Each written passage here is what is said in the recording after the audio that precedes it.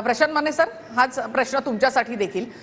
एकूणच अस्थिरता असेल महाराष्ट्रामध्ये का मग महायुती महाविकास आघाडी यांच्यामध्ये ही काटेकी टक्कर पाहायला मिळते. एकतर महाराष्ट्राने कौल हा असा दिलेला असेल किंवा मग कुठेतरी एका बाजूने किंवा महायुती किंवा मग महाविकास आघाडीच्या बाजूने एक स्पष्ट कौल असेल असं तुम्हाला वाटतं का? नक्कीच एक्झिट पोल जर आपण पाहिला तर अस्थिरतेकडे वाटचाल आपल्याला दिसते, पण त्यासाठी आपल्याला 23 तारखेचीच वाट पाहावी लागेल. बरोबर. आणि आपण एक बात ह्याच्यात समजून महत्वाची मुख्य बात घेतलेली पाहिजे की अडीच वर्ष दोन्ही महायुती आणि महाआघाडी हे अडीच वर्ष सत्तेत होते.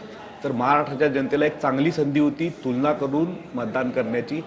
परंतु शेवटीच्या आपण जर पाहिलं तर योजना, धर्मयुद्ध, काही आमिष याच मध्ये सरकार गुंतलेले दिसले.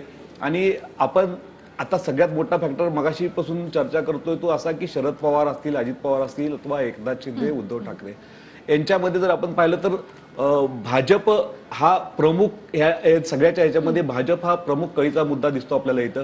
आणि भाजप आता सुद्धा निकालानंतर भाजपच्या काय खेळी असतील ह्या गुलदस्त्यात आहेत.